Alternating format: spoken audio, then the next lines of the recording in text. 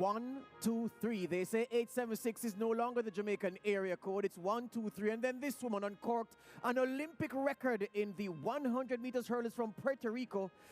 The morning wasn't done giving because Italy's Jacobs, the first Italian Olympic champion at 100 meters. And then this woman from Venezuela soared to new heights, a world record in the women's triple jump. Long jump. There you go. There you go, right on the hop. I caught it. It's been a glorious morning over there at the Tokyo Olympics and a lot to chew over. The men in the 100 meters final weren't as bad. In fact, they weren't bad at all. The winning time, rather good. And the overall finish of the field, all under 10 seconds, beg your pardon. Although the disappointment of seeing Zharnel Hughes fall start and then seeing two men get injured in the final, not so good. But it was a good spectacle. And then Rojas's world record jump on her last attempt when the gold medal was already secure. Pretty special. And then the three Jamaicans atop the medal podium. It will never get old. It will be still hard to digest weeks from now. In a good way, this is not the kind of digestion that will cause indigestion. 1, 2, 3, a sweep by the Jamaicans and the world of sprinting better for their appearance at these Tokyo Olympic Games. Did I say good morning? Well, I'm saying good morning now. My name is George Davis. This is Tokyo Prime, the morning edition, and we have a lot to talk about over the next hour or so on this show. I'm here on set with Leighton Levy and Christopher Taylor, not the one who qualified from the 400 meter semifinals this morning. He's not that good. He's good in other sports though. And Anil Roberts is over there 1,140 miles away in Port of Spain.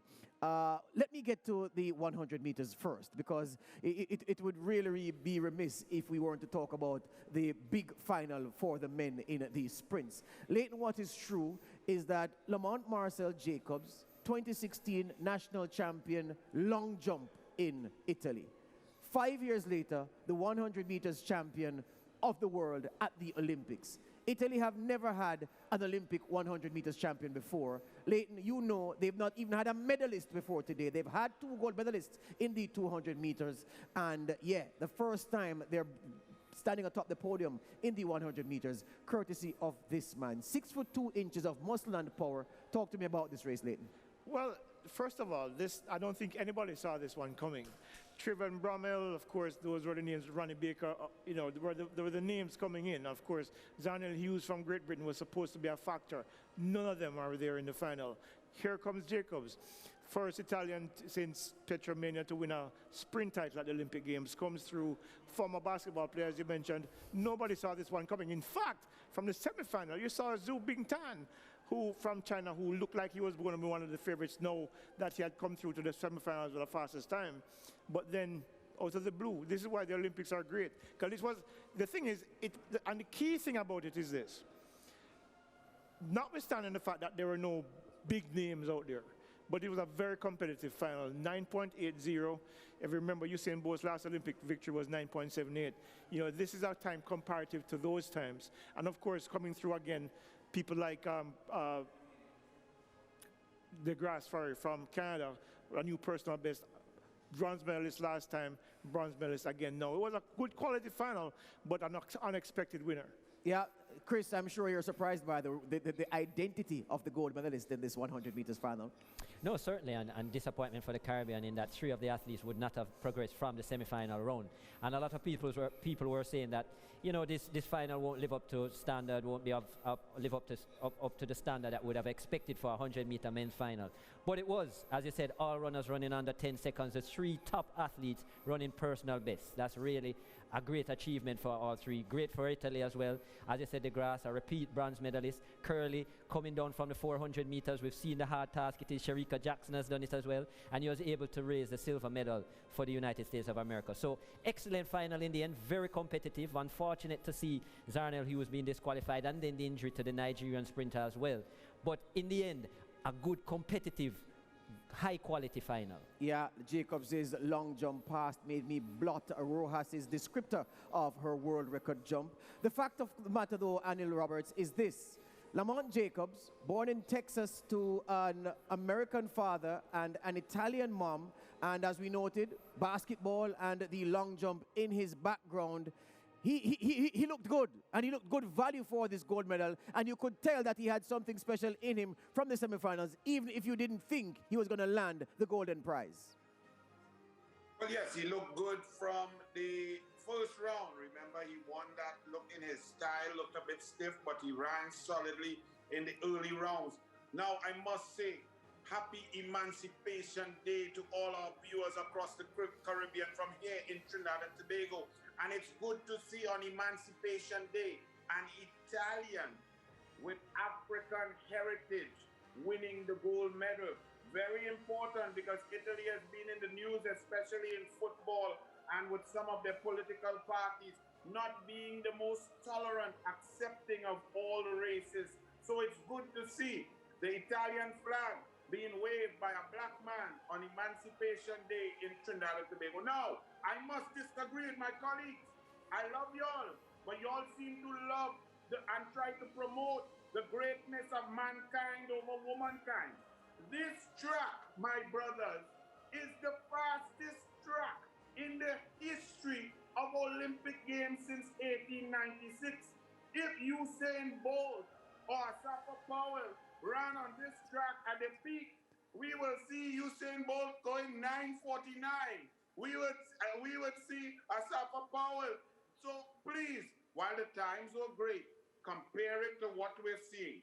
Even in the speed in the run-up for the triple jump, the long jump, you're seeing something in this Tokyo track, this Mondo track. The technology is incredible. The final was exciting. But put it alongside the women, the 1, 2, 3 for Jamaica. There's chalk and cheese when you're talking class. So I congratulate those. But if I was the coach of Zharnel Hughes, I'm going to sit down in that changing room for about 2 days. We won't eat, we won't drink. He threw away a gold medal. He would have been the man right next to Jacobs, finishing the fastest and coming through to probably take gold. I don't know where his head was, and this is what anxiety and pressure does. It's not like Linford Christie in 1996, who knew he was not as fast as Otto Bolden, who knew he could not beat Frankie Fredericks. He knew he could not defend his title, and he false start 3 times on purpose just not to run to make money after. This false start was a total mistake, and he will have nightmares about it for the rest of his life. Yeah, Zharnel Hughes there committing the cardinal error. Hard to fathom how you can train all your life for this moment and throw it away by false starting. And however you want to dress it up, it is a lapse of a kind that is almost unforgivable in professional sport. Well, let's hear from the man himself. Let's hear from Zharnel Hughes, who spoke to Alex Jordan after his non-appearance in the 100 meters final.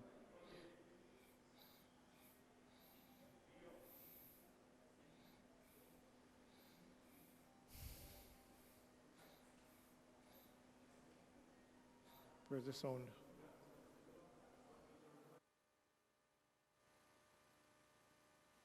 Can't hear from Zharnel Hughes, muted like his performance was. Well, the fact that we couldn't hear him speaks volumes about what we didn't see from him. I'm bitterly disappointed, Leighton, because I thought, like Anil did, that, well, for sure, there was a medal there for Zharnel Hughes. That's certain.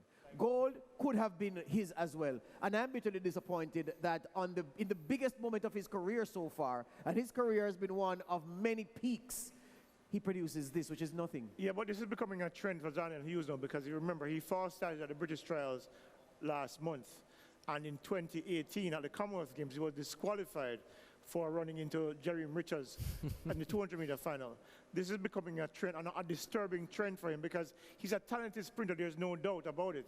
But when it comes to major events, major finals, he tends to make these significant mistakes that are quite costly for him, because I'm sure that written into his contract somewhere are bonuses for winning medals at the major championships. He keeps denying himself these opportunities, and you have to wonder what's next for him, because he's going to have to require some kind of mental therapy to get himself to be calm in these occasions and bring out his best, because he, inside of that mind of his, is a very talented athlete. Yeah, I'm looking at the Canadian Andre DeGrasse, and of course I'm not being unkind, I'm seeing shades of another Canadian of cycles past, Bruni Surin. Never quite the man for the big moment, but he was always there to pinch a minor medal here or there, and he pinched a minor medal here, a bronze, which is creditable, Chris Taylor, that you're an Olympic bronze medalist. But just at the moment when you thought the grass would step up a level, he runs his usual race, which is come late and take third. Did run a personal best though, 9.89, and I agree with you. I mean, in terms of pedigree, you're looking at Andre DeGrasse, a bronze medalist in 2016. You're thinking to yourself, no Usain Bolt, no, and so on. He should be rising to the occasion. No Justin Gatlin. It is now the time for DeGrasse. Has had a bit of an up and down period before the Olympics and so on, getting back to his best form now. And I think after Bromell's struggles in the early rounds, DeGrasse was suddenly the gold medal favorite. Running out of lane 9, not necessarily the easiest thing because not able to feel the fastest athletes necessarily beside him. But at the end of the day, running a personal best of 9.89, I mean, what more could you ask for? Yes, you could ask for the gold medal, but he's run his best time ever. And I think that credit should be given to that as well. We're going to go back to the Zharnel Hughes interview after this, Anil, but I just want to squeeze this one in just to ensure that we have all the gremlins eliminated from the line. I want you, Anil, though, to put a little bit more respect on Jacobs' performance and his accomplishment. You did it, but you did it grudgingly. I'm going to give you some perspective, my friend. Recall I said, 2016, this man was Italy's national long jump champion. He's a European indoor 60-meter champion. Of course, he's by far and away Italy's fastest man. And he has just shot an Olympic field of guys with potential who never really quite delivered on the big stage. He beat DeGrasse, who ran a personal best. Fred Curley produced a lifetime best, but it was only good for second. Simbini didn't get to the medal podium. Jacobs' accomplishment, Anil, is worthy of every respect and every praise, notwithstanding the race wasn't as spectacular as the women who are of superior talent right now. Well, George, I love your attempt. He gets the respect that he's won an Olympic medal in an Olympic final, in an Olympic Games. That's it. It's the weakest field in the history of the Olympic Games. It's the field without the great favorites. Trevon Bromell, I have no idea what happened, how a man can But Anil, so wrong. Anil, let me interrupt you. Anil, that's not Jacobs' fault. That's not Jacobs' fault. It's true. But let me give you one more thing. Again, consider, my friend, the other two men who will accompany him on the medal podium ran the fastest they've done in their lives, and he beat them decisively. You're a witness. Again, I will remind you to a discussion that we had, George, 8 days ago. Remember, there is no crowd here. We were discussing what would be the mental ability and the confidence of athletes across the board, those who can perform great in practice and come here to run. Understand that when Usain Bolt and the great champions get up with 80,000 people in a stand, there's an extra pressure, an extra vibe, an extra choking that occurs. We have seen here across the board, everybody performs. The Olympics is not about everybody. The Olympics is about the greatest who perform at the pressure cooker situation. I believe that one, the track is brilliant, and two, the empty stands allows those who are not really the bright lights, who are not the Michael Jordan, the Tiger Woods, to perform adequately because the mental component is diminished because the crowd is not there. The noise is not there. So I give them respect, Olympic champions, but I won't recall this race in 2 years, 3 years' time. As I recall 1976, I recall Don Quarry, I recall Carl Lewis, I recall 1996 with Donovan Bailey relaxing after 3 false starts and coming through the finish like a bullet. I won't recall this as I recall all of Usain Bolt with Richard Thompson coming behind.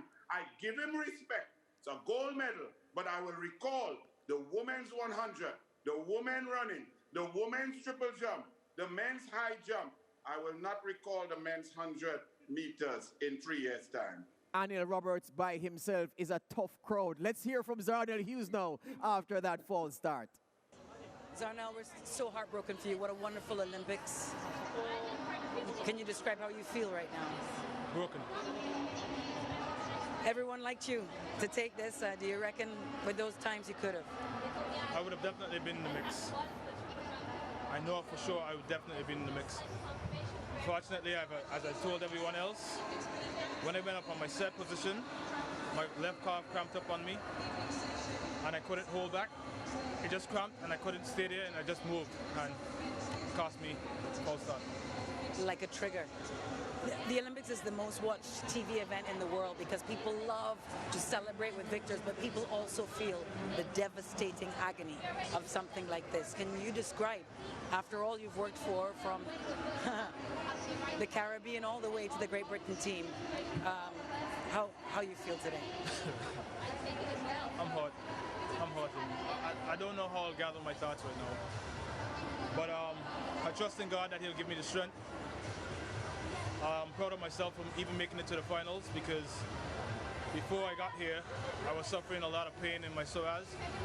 So every day I came here, working a lot on my psoas to be able to make it here. So I'm grateful for the opportunity and I'm sorry I let you guys down. For the fans of Great British Sprinting and of course those fans in Anguilla where Zharnel Hughes has his roots, where he was born. They didn't get a chance to see their man perform at his very best in an Olympic final.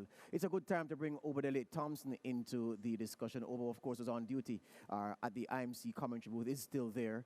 Oba, technically speaking, Zharnel explained what was happening to his leg, why he couldn't stay in the blocks any longer. Could you shed some light on the point for the benefit of our viewers?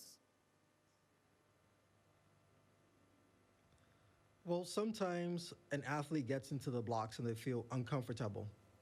It has happened to me before. I remember I was the world record holder in the 55 meters, and I got to the NCAA championships, and I was planning to set a new world record, and I caught a cramp in my hand, and I stumbled out of the blocks. Now, I am not sure that it's exactly the same situation. I am not convinced that he would have medaled, but it's really unfortunate that that was the end of his Olympic run, and he was having a really good meet. Yeah. Stay where you are, Oba. I'm coming back to you shortly. But Coach Roberts, the cramp in the left calf is what I heard Zharnel Hughes say. You know about muscles and cramps and the buildup of lactic acid and so forth.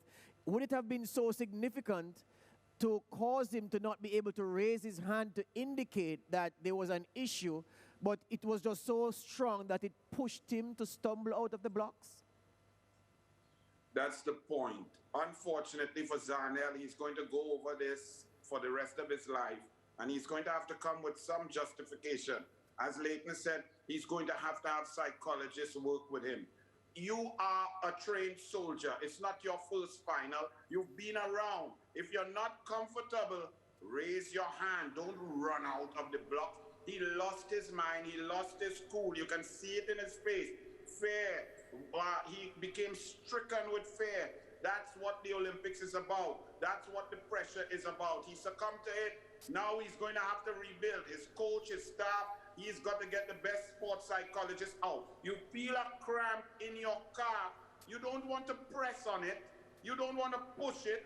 If you have played football, if you feel a calf, you've got to relax. If you feel it tightening up, if you press on it, if you come out on it, it will lock up on you, and that's it. Once you catch a cramp, it's all over. You will know in football when you see players falling down with cramp. As a coach, I will never let them kick a penalty after extra time.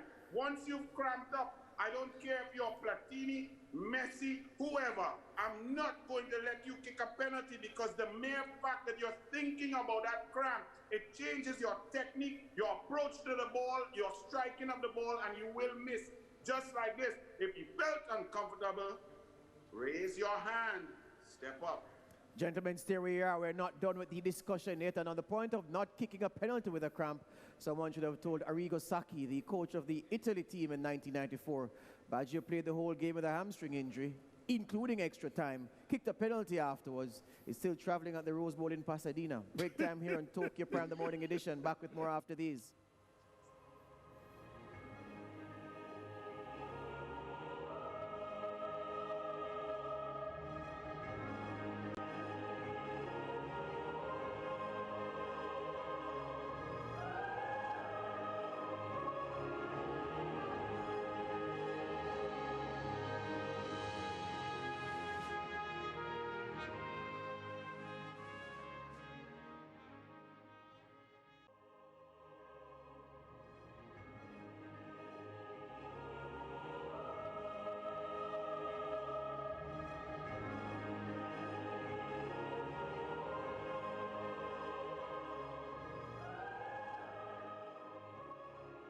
Back with us on Tokyo Prime, the morning edition. Luca Bretti, 1960, Pietro Minea in 1980. 2 Olympic gold medalists for Italy, but those were 200-meter races. This now, the first time the European nation is having a man stand atop the medal podium at the Olympics in the 100 meters. The first time Italy is having a medalist of any color, a medal of any color at the Olympics in the 100 meters. Lamont Marcel Jacobs, the man holding this distinction. And with that, I go to Oba Dele Thompson now to talk about the race itself. Oba, 984 before this, 980 now, personal bests at the Olympics, a personal best in the Olympic final. Jacobs really couldn't ask for more, Oba. Yeah, he has performed brilliantly all season. My coach, Dan Paff, who also coached Donovan Bailey to the Olympic Championships, we've been tracking him for the past couple of months, even looking at some of the stuff that he's done in workouts, which is pretty revolutionary as far as we're concerned. He did what he was supposed to do. Like I said before, I do not believe Hughes was going to be a factor. And I think Jacobs kept his composure the entire race. All season, he has been running well. He's been finishing in the top 3 in some of the major events. And unfortunately, for many of the others, they were not able to recover or show up and give their best performances, apart from Fred Curley and DeGrasse. DeGrasse is a big meet performer. He's been there in all the championships since 2015, except 2017 when he didn't compete. He has gotten a medal. And I think a distinction needs to be made so people understand that DeGrasse ran his best race ever in terms of time. And there is a distinction between the ability to run a 980 and running a 990 and a 989. There is a world of difference. And when we look at the data, and when the data comes out, you will see that Jacobs and even Curley are running at higher velocities and higher speeds for longer than even DeGrasse and many of the others. And I think we also need to be careful not to diminish the performances of the athletes that are there. They're living in the reality that's presented before them. And none of us has ever competed during a pandemic. None of us has ever seen competitions of this magnitude with no spectators. So yes, it does favor some athletes, but the truth is all athletes are competing under the same conditions. He emerged as a champion, and he deserves all the credit, as well as Curley, who dropped down from the 400 meters, and a lot of people questioned his decision, and DeGrasse, again, showing that he is a big meet performer. One of the men who will, I'm sure, escape scrutiny for his performance, and it's not criticism, it's more critique than anything else, is Simbini. Simbini shaped Oba earlier this season as if he was primed to finally deliver something big at a major championship, but it was not to be. Talk to me about his race, his run in the final. Well, the semifinal, he looked shaky.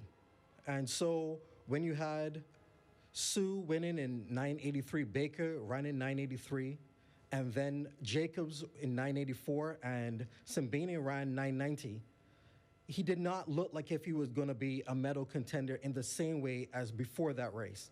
Indeed, since he has run his 984 several weeks ago to establish an area record, he has not looked the same. And sometimes what happens when an athlete establishes a new personal best so close to championships, their body may not fully recover. One of the mistakes I think he made was that he competed 3 days after he ran his personal best. And it's not a championship. So at a championship, if you run your personal best during the rounds, you just turn up for the next round. Apart from that, I think you should take time off because it shows that you are in shape. So to run 3 days afterwards, it's a decision between he and his coach, and I think they made the wrong decision in allowing him to compete so close after a personal best. Leighton, let's talk about the Caribbean men now who weren't a part of this big dance, the 100 meters final. Let's start with Johan Blake. What is true is that there was evidence before Tokyo that Blake was inconsistent to the point that you could only take him on trust as being a finalist at these Olympic Games. Yet, because of his back pedigree, there was more than enough there to suggest that on his day, he could not only make a final but win it, but it was just not to be for him this time. Well, not to be, and I'm sure he would be disappointed as well. 10-1-4 is not a time you expect from Johan Blake at a major championships in a semi-final. This is a man who's gone 9.69 running into virtually still conditions. The second fastest man of all time in both the 100 and 200. We saw him beat Usain Bolt at the national championships in 2012 and go to the Olympics, replicate that time of 9.75. Yes, the injuries in 2014 really set him back years in terms of his ability to run fast. But 9.95 in California just a week before the Olympic Games suggested that he would come here and do well, even if he didn't get to the final.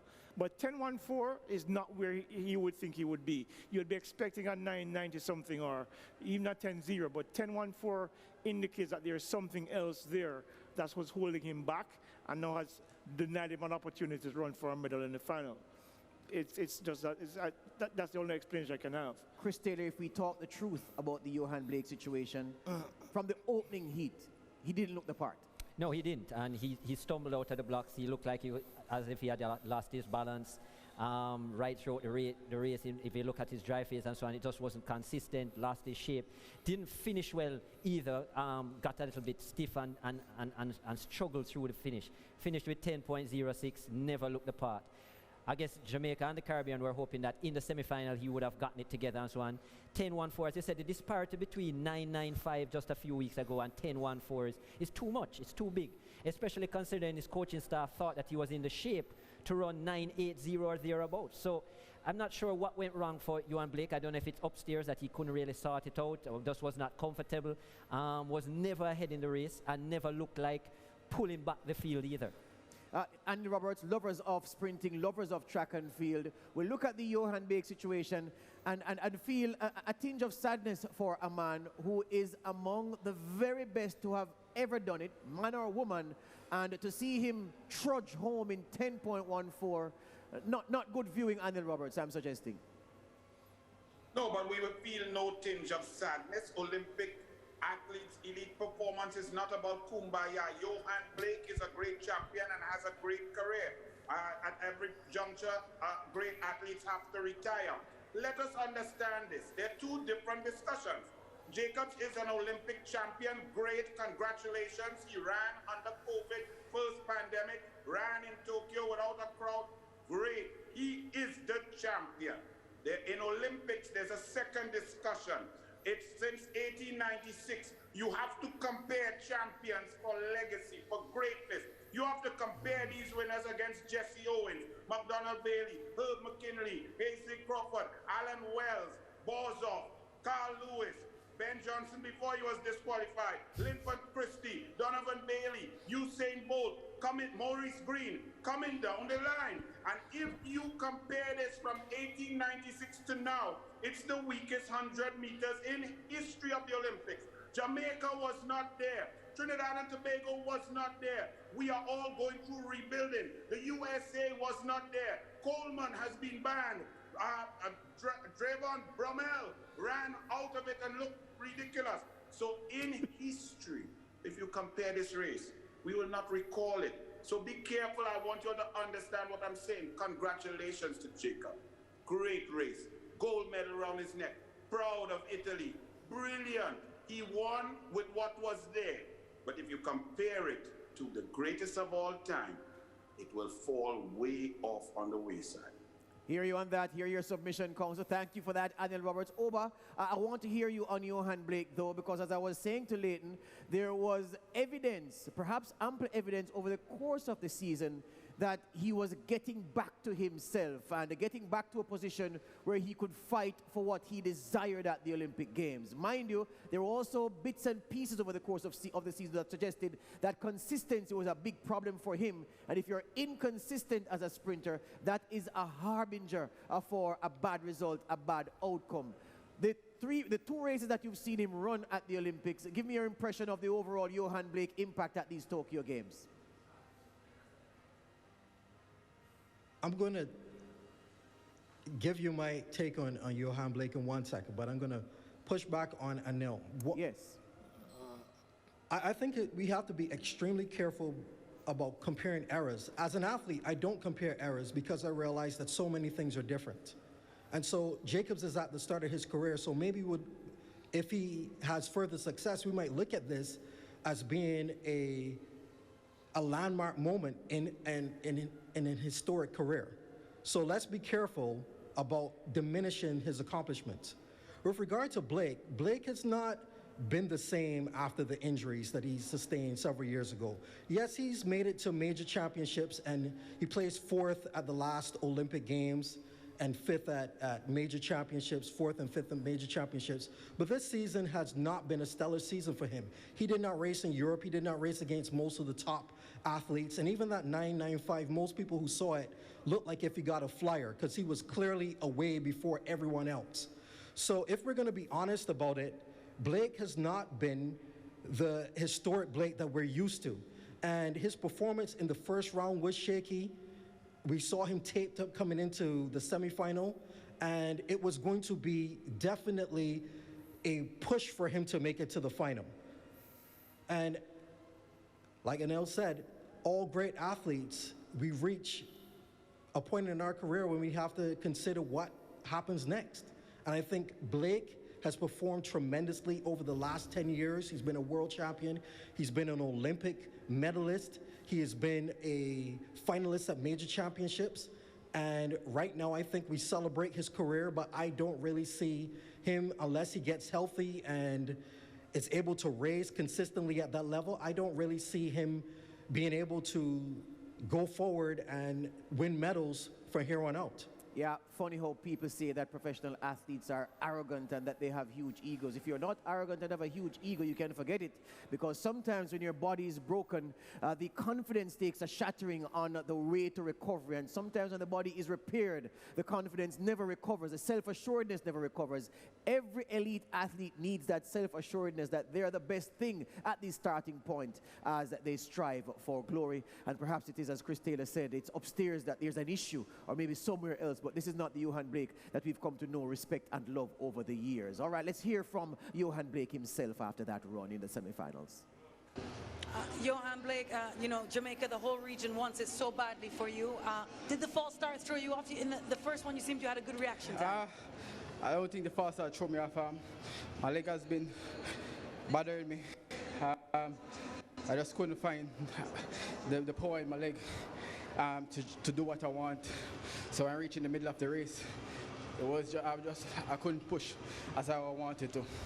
It's been such an unusual year. You must have felt you had a chance in this. I know I have a chance, but you know, I don't know where this needle come from, and I just take it and going forward.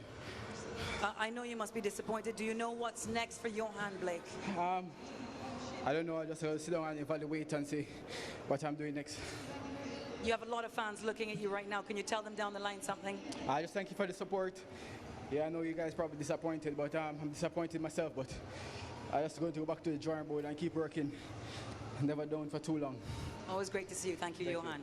Leighton, the easy thing to say and the cruel thing to say is that, oh, he's making an excuse. But if you look at the tape on his body in that semifinal, and if you look at the time, even more than the tape, 10-1-4, that's not Johan Blake. So when he says he was hurting and when he pushed, he couldn't get any power to generate speed, you're tending to believe him. Yeah, you're seeing it. You're seeing in the parts of the race where he's supposed to be accelerating, the field is actually moving away from him. His claim has credence. Whether it's a mental thing or it's actually a physical thing, you can't tell him what he was feeling from what he wasn't. The evidence on the track suggests that what he's saying was true. Yeah. Last word before we go to the break, Chris, on Oblique Seville, the ex-Calabar schoolboy who looked good in his opening. He 10.04, a personal best, but in the semifinal, he just found it going a bit rough. Excellent performance by him, I think, throughout the championships. This is first Olympics, ran 10.04, as you said, equaling his personal best. 10.09 in the semifinals, a little bit slower, but a great showing. He will grow from this a lot and so on.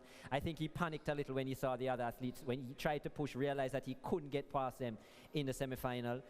Good showing for him. I think the next Olympics he'll be quite ready and so on, and hopefully in the best of shape. But I think good performance. If you look at his race here, nice drive phase, good start, but just didn't have that power in the end to power through. And I think maybe the magnitude of the occasion maybe got the better of him in the end. Oba, the last Olympic cycle, we saw, of course, Usain Bolt winning gold. No one would have thought at that time that the cycle after that, which is now, you'd have a situation where no Caribbean man would be lining up at the start of the 100 meters final. Are we to get used to this, or is this such an aberration in the matrix? I think this is a huge aberration.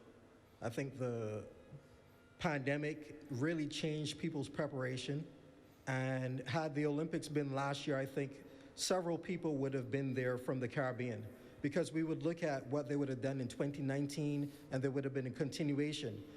The pandemic really changed things for people in terms of their travel, their ability to go and compete.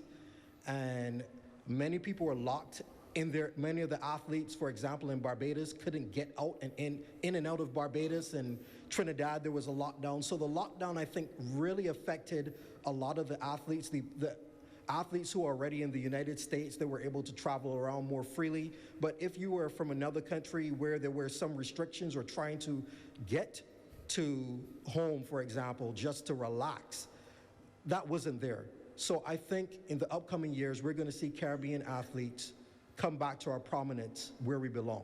Yeah, and one more before you leave us, Oba. I left this question for you specifically. Assess for me the two performances of the Kititian Jason Rogers in the 100 meters at these Olympics.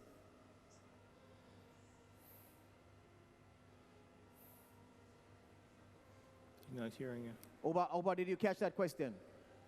Jason Rogers, I'm asking about Jason Rogers from St. Kitts Nevis, his 2 runs in the Olympics out in the semifinals. He's not hearing you. No, I don't think Obadeli Thompson is hearing me at all. All right, let me go to a Trini for that perspective. Anil Roberts, you liked Oblique Seville from the first round at 10.04. Then in the semifinal, he didn't quite get there, didn't have the wheels this time, but it's his first Olympics. Talk to me about him and the Kititian Jason Rogers. We have to say something about St. Kitts and Nevis. It's not often that they can send an athlete to this level, and Jason Rogers deserves some credit for flying with the big boys, if even for a while at these games. Jason Rogers, brilliant, and the future is bright.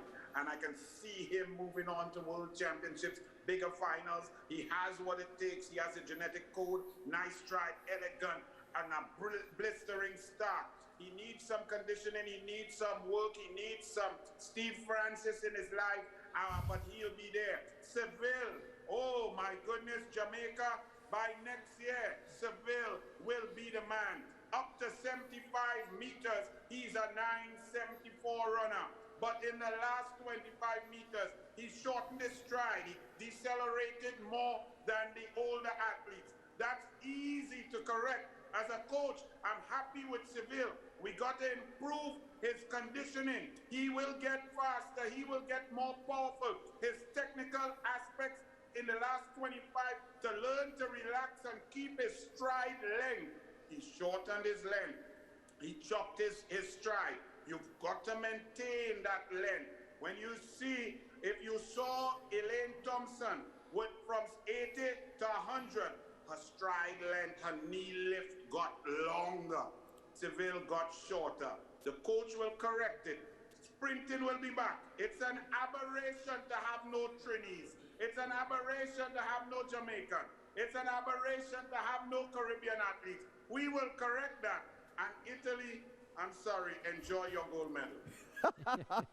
Anil Roberts, thank you very much. All right, we take the break and come right back here with more Tokyo Prime, the morning edition.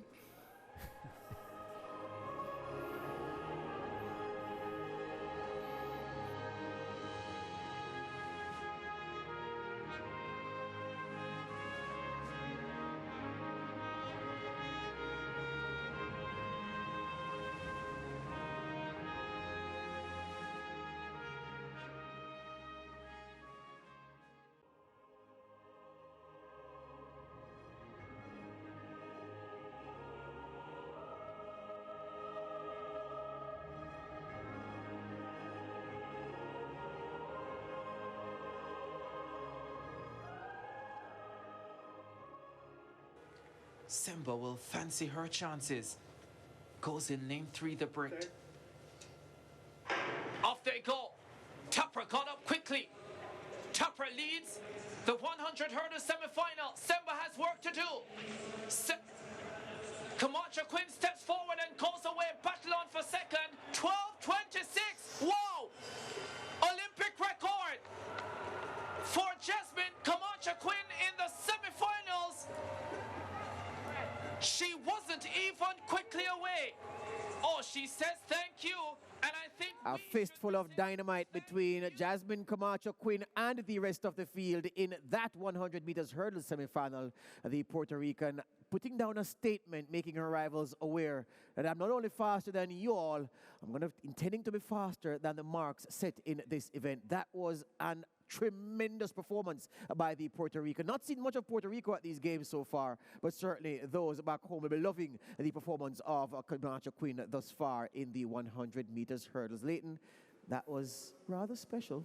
Rather special, but not unexpected. When you look at what she's done this year, 12:32, 12:34, 12:44. She has, I think, 4 of the five fastest times in the world this year. Coming off injury after the 2018 World NCAA champion, had a difficult period in between, but now has found her feet again. Ran a couple of 200s earlier in the season, fast times 22.4s, and of course then went back into the hurdles. And she's been absolutely dominant ever since. She has been my favorite all season long. And unless something bizarre happens in the final, I think that gold medal is hers and possibly the world record as well. Totally agree. Chris, in the way that we saw the women in the flat sprint look better round by round, Camacho Quinn looked absolutely wonderful in the first round heat. And then with this Olympic record, looked even better. And still there are things you would say, well, she can tighten that up and she can go even faster in the final. And as Leighton said, the world record is in jeopardy, and I totally believe him. Clean hurling, excellent hurling, and so on. As I said, the best in the world at the moment. I mean, yes, in the final, Kendra Harrison, the world record holder, will be there. I think that's in danger. I mean, but certainly Camacho Quinn looks clean, looks confident. I mean, her speed between the hurdles, her pattern, and so on, everything is flawless at the moment. And we know the hurdles is, can I say, a gamble. But if in the final she clears all hurdles and doesn't hit any, I think she'll be coming away with a gold medal, and the battle is for silver. Anil Roberts, you were gushing about Camacho Quinn from that first round after we analyzed her performance. And in the second round, she reported to the start line, Anil, for a fist fight, but she was carrying a knife. Well, let me first of all say, I got a call from a former diplomat, Mike Bazzi, and he booked me for saying that we're not talking about the Spanish-speaking Caribbean. We're trying to separate the English-speaking from the Spanish, so I humbly apologize. Caribbean, Puerto Rico, Cuba, Dominican Republic with the silver medal in the 4x400 mixed relay. It's all Caribbean. I humbly apologize. And this Puerto Rican lady is incredible. It's artistry, it's brilliance, it's athletics at its best with obstacles in the way. It's a joy to just watch. Forget the race, forget the hurdles, forget the time, and just look at pure artistry, poetry in motion. It's amazing. She was running so fast, I thought her eyelashes would blow off her face. It was incredible. I want you to spare a moment for Mighty Mouse. Mighty Mouse came second. Look at the diminutive tapper of Jamaica. This young girl, oh my goodness, she's amazing to watch. She got into the final. There she is. Look how short. Tapper is growing to be one of my favorite. Her little feet, she has to take 7 or 8 more paces than Camacho Quinn to finish the race. And she's right there. But Camacho Quinn, Leighton is correct. A world record could be on the cards. Kendra Harrison, my goodness, this is not what she wanted. Oh, after 10 years of mental stress, not making the U.S. Olympic team in 2016, even though she broke the world record. Now coming, she's not in good shape as she was in the U.S. trials. I think this Camacho Quinn pressure is too much for Kendra Harrison. On the other thing, Yannick Thompson, you must save a little prayer and empathy for her. She clipped the 4th hurdle. On the 5th hurdle, her right ankle twist and tweak. You could feel the pain as she fell. It was a sad day for her because I think Had she not clipped that hurdle, she could have gotten into the final also. Yeah. Let's hear from Camacho Quinn. She spoke to Alex Jordan after her run. It truly shocked me, honestly. Just somebody like, I'm a record. You know, the Olympic record at that.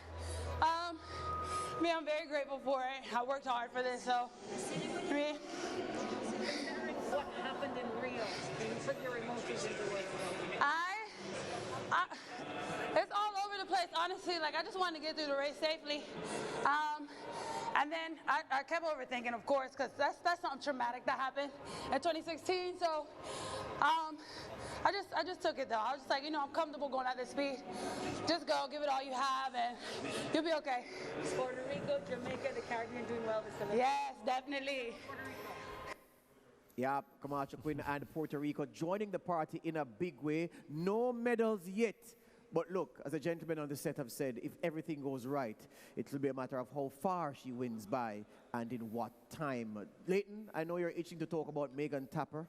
Not much of her to look at in terms of height, but huge talent and a bigger personality. She's lovely, Megan Tapper, isn't she? Absolutely, and of course, I don't think she would have been very happy about that race, given the 12:53 she ran in the first round. 12:62 here suggests that there are some things that she still needs to work on. When I spoke to her after the 12:53, she said she needs to get her running going a lot more quickly. We didn't see that here. Maybe she can get that going in the final. But we could not mention Megan without mentioning Brittany Anderson, 12:40, which makes her tied for the second fastest Jamaican of all time, behind Danielle Williams' 12:32, and tied with Janique Brown, who is not here, well, not in Tokyo, who's also run 12:40. This young lady is a world under-18 silver medalist. She holds the world record for the under-18 hurdles, and she is immensely talented. And if there is a sniff of a chance, she could find herself on the podium with a silver medal, if all goes well, in the final, because she is rounding into shape. That 12:40, if you remember, was in a race that had the world record holder who had to yield to her. This is a possibility here. There's a possibility here for this young lady to do something special in the final. All right, hold your line of thought, Chris. Let's hear from Megan Tapper now. Megan Tapper, Jamaica, outstanding run, beautiful. You look like a rocket. Tell me how it was for you. I'm just grateful to be in for the next round, the final, which is what matters. It was a photo finish there with the athlete from the Netherlands. A good lean at the end to get you an automatic qualification. I've been practicing my VCB lean. Big up yourself, Veronica. Really paid off for you tonight. What legacy you come from. The winner of this heat with an Olympic record, it was quick, huh? I mean, it was coming, you know, nothing surprising. She's been running excellently all season, and it's the time to do it. Megan Tapper, you're full of humility. Thank you. Thank you. Best of luck. Thank you. Yeah, Megan Tapper, her enthusiasm for her sport, her love for competition, rather infectious. Chris Taylor, Brittany Anderson has just been spoken of glowingly by Leighton Levy. Not that Leighton needed to add anything to what we have seen so far at these Tokyo Games. This looks like a young woman, Brittany Anderson, who's on a mission to something important. No, electric performance. I mean, shaving so much time off of our personal best. 12.40, excellent performance, personal best. That's what you want to see at the Olympics, improving yourself along the way. We hope that it's not our best performance. I think it's excellent that we have 3 Caribbean athletes who are going to be in the final of the 100-meter hurdles for women, with Charlton from Bahamas completing that field as well. So I think excellent from a Caribbean perspective. Yes, Brittany Anderson has looked excellent. Megan Tapper has produced 12.53. So it looks bright for the Caribbean. We hope that there are better times to come for all 3 in the final. But certainly, Brittany Anderson, a complete race, very quick between the hurdles. She got her stride pattern well. She finished the race strongly and showed excellent cohesion and power throughout the 100 meters. If I can just add something here, George, quickly. What was impressive about Brittany Anderson's run as well was the 3 false starts before that could have unsettled her. For her to then come back and find that inner peace, to come back and deliver a personal best performance, is commendable. And it tells you that her maturity since her days at Camperdown, and of course from there to Camperdown, of course, coming through the under-18 championships, she's matured a lot since she joined Tumbleweed in Florida. I also see the panic on Kendra Harrison's face when she realized that Brittany Anderson was going away from her. You saw that fear in her face, and I thought, you know, excellent race by Brittany Anderson. Even look at how she came out of the blocks like a bullet. Anderson in good physical shape, and the gentlemen are saying she is mentally keyed in as well. A good combination. Let's hear from her now. Brittany Anderson, what an Olympics you're having. Personal best, automatic qualification. Congratulations. Thank you. Tell me. Huh? Strange race, 3 recalls. How did you gather yourself? It was. Repeat that? How did you gather yourself? I just, even though it was like 3 callbacks, I just tried to stay focused on my lane, just try to get to the finals. You looked so neat. You looked like you were leading the race from about 10 meters in. I just tried to get the first 3 out of the race because I hit the second hurdle yesterday. My focus was just the first 3 hurdles and keep it tight throughout the end. Did you surprise yourself? I saw you do some gymnastics moves at the end there. That was surprising. That really was surprising. I was not expecting that at all. Say something to your friends and family back home about that performance tonight. I want to thank every single person that supported me. I just want to look straight down the camera. Oh, sorry. I just want to thank every single person that supported me, everyone that was in my corner, the whole tumbleweed group, my family. Love y'all. Congratulations. Good luck. Thank you. Brittany Anderson giving her family and supporters reasons to love her even more. We take a break now, but when we come back, Anil Roberts, I want to hear you on the world record jump in the triple jump. There was a time when Ibarguen and Rojas were a fantastic side piece at every Diamond League meet. Of course, you watch for the sprints, but then you stayed for that competition. Ibarguen has moved over. Rojas is now the woman on the podium in more ways than one, and we're going to talk about her world record jump in that triple jump final.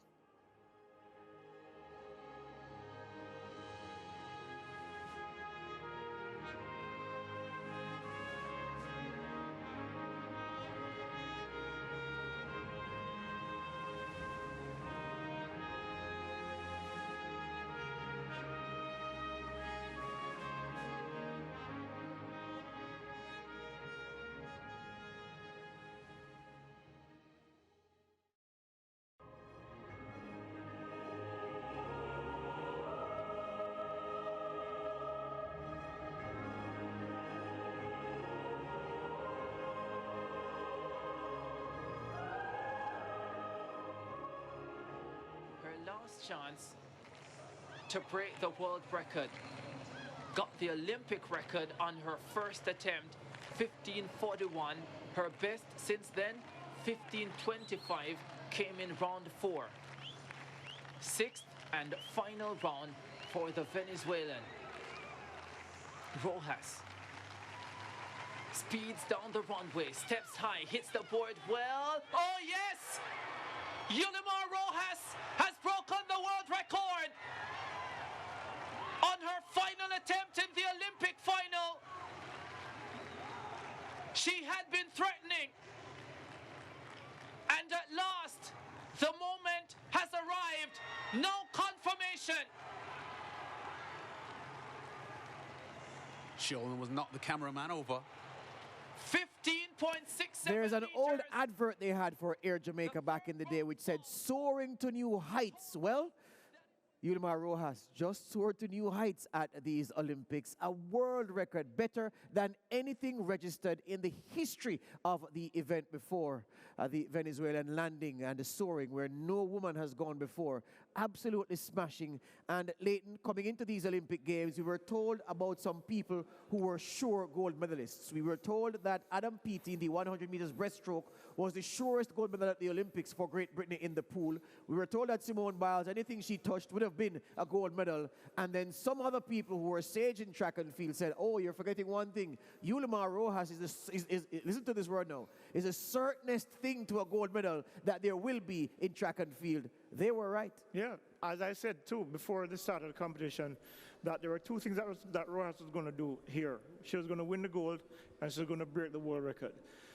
That world record has been since 1995, Inessa Kravets, of course, and I remember talking to Tricia K. Smith after she won the gold medal at 2005 World Championships, and she said the world record was soft. It has proven to be anything but until Yulimar Rojas, because if you remember, in 2019, she came within shades of breaking that world record at the World Championships, winning that gold medal. Her first jump today, 15:41, told you that that record was on borrowed time, and she did it at the very last jump, 15:67. That record is not soft anymore. Absolutely not. Chris, to say fantastic is to do an injustice to what this woman has achieved. We're talking about pressure, the absence of a crowd and the absence of that energy, that vibe that the jumpers thrive off. She didn't need that because everything she needed was in here. And you could see right throughout her routine, she was constantly talking to herself, constantly psyching up herself, looking towards her coach. And 17 centimeters is what she shattered that record by. That is not close. That's a huge jump. And as you said, right throughout her routine, apart from one false jump, you could see where it was a consistent performance and she was building up to that. I don't think the gold medal was in question. I think the only thing that was in question initially was the world record. And she put that beyond doubt. 17 centimeters, George. That is a huge gallop. Anil, I'll say this to you, my friend. I remember one day I was in a prominent shopping plaza in St. Andrew, and the Diamond League was going on one of the TVs, and there was a huge crowd around the TV looking up. And it wasn't for the sprints, Anil. It was a duel between Ibarguen and Rojas. Everyone transfixed and watching the women's triple jump at the Diamond League. That's the standard that Rojas was a part of. And she's shown that, look, my back pedigree is going to be the best pedigree of all time. I'm going to give you an Olympic record, a world record, beg your pardon, on my last jump at the Olympics, and you're going to see how a champion delivers under pressure, under scrutiny, at the biggest stage. Recuerdo mundial para la gente de Venezuela, en Trinidad y Tobago, muy cerca de Venezuela. A mi casa de mi papá, yo veo a Venezuela 7 mil across the sea. What a gold medal. We could feel a little bit in Trinidad and Tobago, like we could take a little piece of that gold medal, because we have about 150,000 Venezuelans there. But Yulima Rojas, incredible. When Mr. Woods talked about that one red flag jump, when she went 13.8 centimeters over the board, she jumped nearly out of the pit. I averaged it down minus the 13.8 centimeters, and I wrote down here in my notepad, this woman to jump 15.65 world record.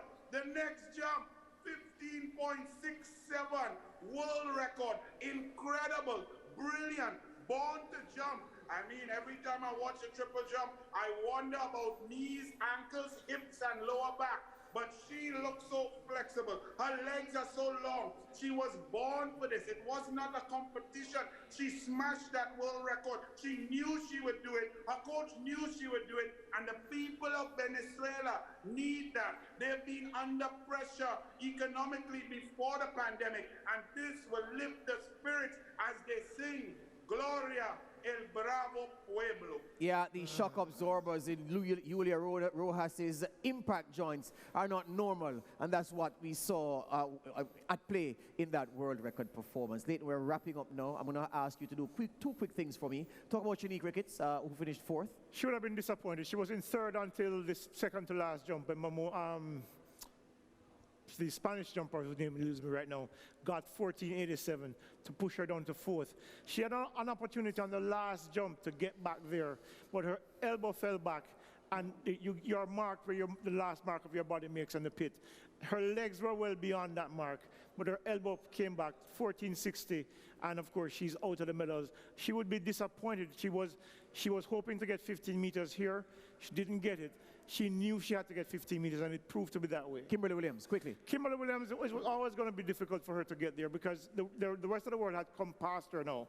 14.51 is the wheelhouse of where she was. It was always a distance too far for her to get into the medals. Chris, last word from you, Karen McMaster, the BV Islander in the 400 meters hurdles. Got well, I mean, was an interesting race with Jael Hyde. I think Hyde was ahead of the race in that case. But McMaster, not so sure about the strategy. Certainly looked tired at the back end. The important thing was to get in the final, achieve that. Not the greatest time, 48.26. You'll have to do a lot better than that if he wants to get on the podium. I think he might be out of the medals right now. And the rounds probably taking a toll. But the important thing was he got into the final. There is a representative from the Caribbean there. And a good race for him in the end. Was playing second fiddle to Jael Hyde until Hyde hit that that hurdle coming around the bend. Yeah. And that's what put him in front, and he remained there. Yeah, Anil, valedictory response from you, my friend, before we close this morning's show. Let me just say, sometimes in commentators and commentary you hear words of genius. Lance Whitaker this morning, when describing the high jump, he looked at Tamberi, the Italian, and he was talking to his coach, and Lance Whitaker said, and I quote, "Coaches are never fully happy." That is so apt and so brilliant and will go down in classics as commentary. Well done, Lance Whitaker. It's true. Coaches are never fully happy. Yeah, another compliment for Mr. Golden Voice to take us out of Tokyo Prime, the morning edition this morning. We'll be back in a few hours with the evening edition. Until then, enjoy our Olympic programming.